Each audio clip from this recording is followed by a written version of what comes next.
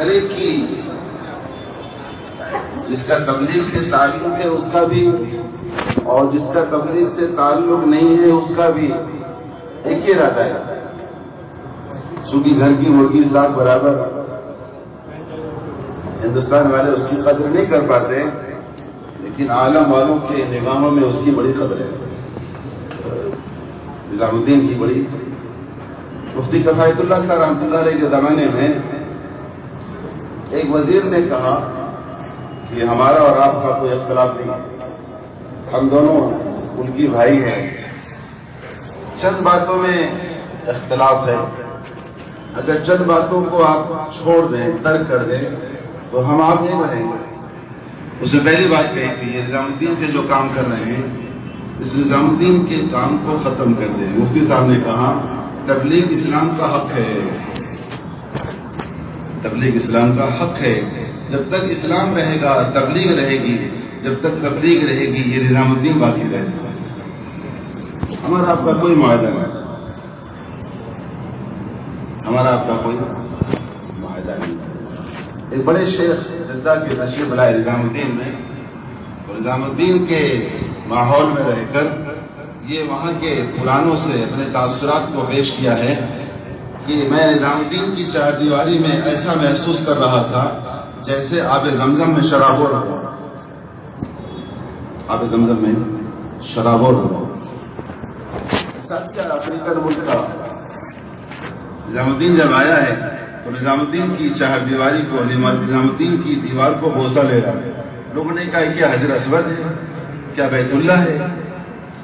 کہا بچپن سے تمنا تھی نظام الدین آنے کی، بچپن سے میں نے پیسے جمع کرنا شروع کر دیے اور اللہ نے آج وہ دن مجھے دکھایا ہے کہ نظام الدین آیا ہوں۔ تو میں نظام الدین آنے سے پہلے میں سوچتا رہا کہ میں بیت اللہ جاؤں کہ نظام الدین جاؤں، بیت اللہ جاؤں کہ نظام الدین جاؤں۔ اللہ نے میرے دل میں بات ڈالی تو میں نظام الدین آیا ہے، تو میرے دل میں جو اہمیت ہے، جو عظمت ہے، نظام الدین۔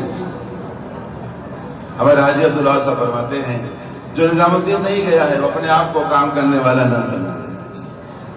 ملکوں میں، یوروپ کے ممالک میں، افریقہ کے ممالک میں حاجی صاحب نے تشکیل جہاں 5 ماہ 4 ماہ کی ہے، وہی تشکیل حاجی صاحب نے نظام الدین کی، بدلاؤ نظام الدین کو جائے، نظام الدین کو۔ حاجی صاحب فرماتے ہیں تم نظام الدین کے ماحول میں صرف سانسیں لوگے، تمہاری سانسوں کے ذریعے سے اللہ تمہاری ایمان میں بڑھوتری پیدا کرے گا۔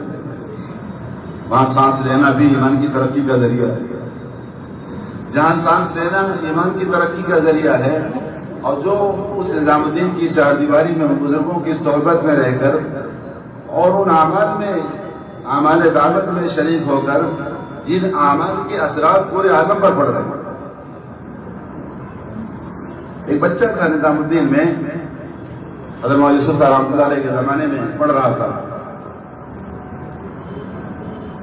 غلطی سے نادانی میں بچہ تھا کسی کی کوئی چیز بڑی اٹھا لیا، تو کچھ لوگ اس کو پکڑ کے لائے، حضرت مولانا یوسف صاحب رحمۃ اللہ علیہ کے پاس لے کر آئے، حضرت اس نے چوری کی ہے اور چوری اس سے ثابت ہوئی، آپ اس کا اخراج کر دیں۔ حضرت نے فرمایا تھا تم اس کا اخراج کر کے اس کو ڈاکو بنانا چاہتے ہو؟ اگر اس نے چوری نظام الدین میں کی ہے تو توبہ بھی یہی کرے گا، اگر یہاں توبہ نہیں کیا تو دنیا میں کہیں توبہ نہیں۔ حضرت مولانا الیاس صاحب رحمۃ اللہ فرماتے تھے دنیا کا بگڑا، دنیا کا بدلا، دنیا کا کبابی شرابی ہمارے یہاں کے بن سکتا ہے، ہمارے یہاں کا بگڑا دنیا میں کہیں نہیں بن سکتا، بننے کی جگہ۔ نظام الدین میں ایک ساتھی کو بخار آ گیا، بیمار ہو گیا، تو گھر جانے کا ارادہ کر دیا۔ حضرت مولانا یوسف رحمۃ اللہ علیہ کا زمانہ تھا، حضرت نے فرمایا اس ساتھی سے کہو یہی رہے، نظام الدین کی چار دیواری میں رہے، اگر یہ گھر چلا گیا تو چونکہ بیماری کی حالت میں اللہ کی رحمت اس کے گھر میں آئے گی، اگر نظام الدین کی قیام میں، اگر نظام الدین میں رہا بخار کی حالت میں، بیماری کی حالت میں، تو اللہ کی رحمت نظام الدین پر آئے گی، اور جو چیز نظام الدین کو آتی ہے سارے عالم کو تقسیم کی جاتی ہے۔ حضرت الیاس صاحب رحمۃ اللہ فرماتے تھے ہمارے پاس ضرور آیا کرو، نظام الدین ضرور آیا کرو، وقت نکال کر آیا کرو، لیکن قیام کی نیت سے مت آئے، وقت فارغ کر کے، وقت زیادہ کر کے۔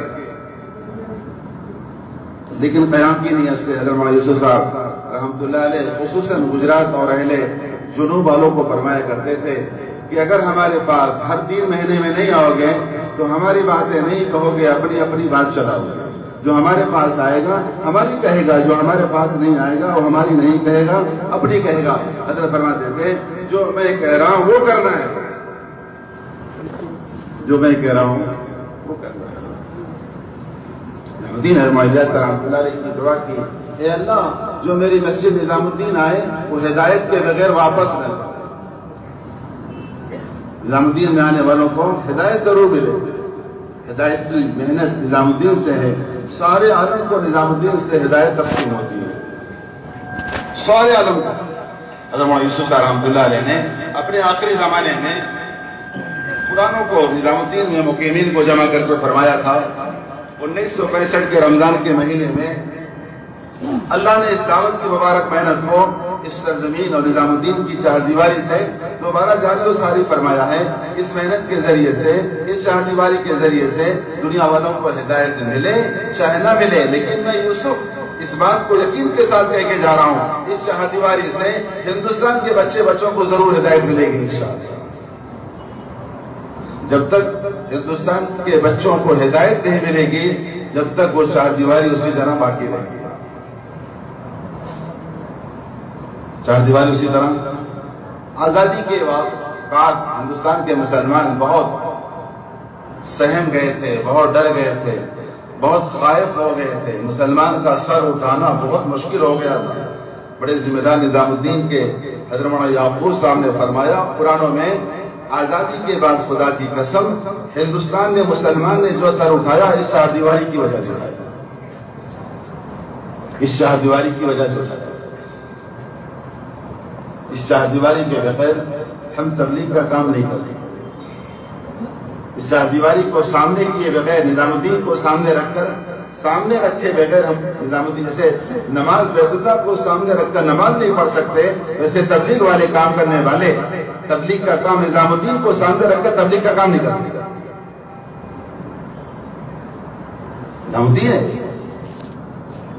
اس کا ہر عمل عالمی ہے، اس میں جو بھی عمل ہوتا ہے، چونکہ وہ ساری ہمارے نبی عالمی، یہ امت عالمی، یہ کام عالمی، نبی کی کتاب عالمی، اور یہ دعوت کا کام بھی عالمی، اور ہمارا مرکز بھی عالمی ہے، ساری دنیا کا مرکز۔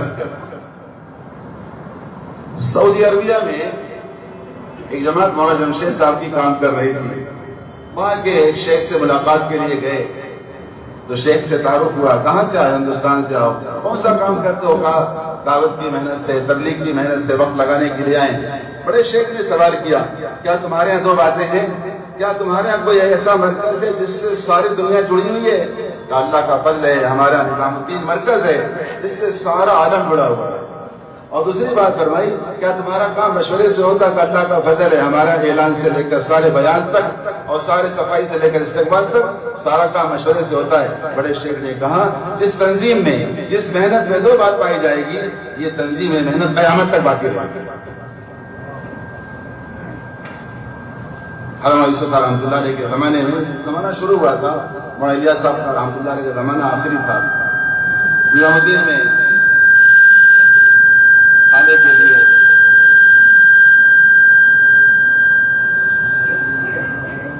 کے لیے سامان ختم ہو گیا، یہاں تک کہ آٹا بھی ختم ہو گیا۔ تھوڑا سا آٹا تھا، اس کو خرش کر مولانا یوسف رحمۃ اللہ علیہ نے ایک چھوٹی سی لوئی بنائی، ایک چھوٹی سی بیڑا بنایا، اور مہمان بہت تھا، مہمان کی آمد بہت تھی اور روٹی کا انتظام نہیں۔ حضرت کی آنکھوں سے آنسو جاری ہو گیا۔ حضرت الیاس رحمۃ اللہ نے دیکھا کہ میرا بیٹا یوسف رو رہا ہے، اپنے حجرے میں گئے، جہاں اس وقت حضرت جی صاحب سے مشورہ کرتے ہیں، اپنے حجرے میں گئے اور حجرے میں کچھ دیر اللہ سے راز و نیاز کی بات کیا، اور کچھ دیر کے بعد نکل کر آئے، کہا بیٹا یوسف آج کے بعد قیامت تک نظام الدین میں فاقہ نہیں آئے گا، قیامت تک نظام الدین میں فاقہ نہیں آئے گا، کوئی کہہ نہیں سکتا۔ اس لیے سارا عالم ابھر کے نظام الدین آ رہا ہے۔ ابھی ہمارے بڑے بزرگ نظام الدین کے بڑے ذمہ دار، ان سے ملاقات کیا ابھی نظام الدین کی حاضری میں، کہنے لگے نظام الدین نے پوری زندگی لگا دیا، کہنے لگے جب سے نظام الدین مرکز بنا ہے، جب سے جتنا مجمع 2 سال پہلے تک آیا تھا اتنا مجمع اللہ نے 2 سال میں بھیج کر پورا کر دیا. جتنا مجمع، جتنا عملہ، جتنا مجموعہ نظام الدین کی ابتدا سے 2 سال پہلے تک آیا تھا، اللہ نے اس سارے مجمع کے برابر یا مجمع سے زیادہ 2 سال میں مجمع